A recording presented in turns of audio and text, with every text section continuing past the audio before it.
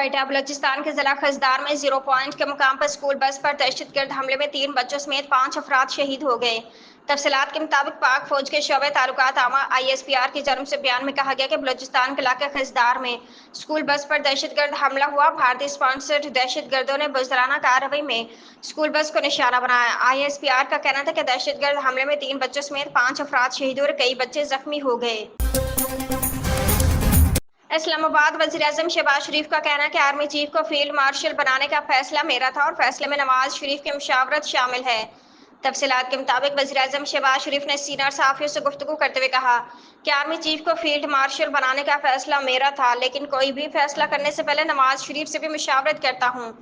Field marshal बनाने के फैसले में नवाज शरीफ की मुशावरत शामिल है। शहबाज शरीफ का कहना था कि जंग में किसी की जीत होती है तो एक की हार होती है। जंग मुस्तकिल हल नहीं, देर पा अमनी महफूज मुस्तकबिल की जमानत है। भारत दहशतगर्द तंजीम कलदम BLA की तशहीर और हिमायत में खुलकर सामने आ गया। मोदी का गोदी मीडिया इस हद तक गिर गया कि कलदम BLA के दहशतगर्दों को सहाफ़ी बनाकर पेश करने लगा।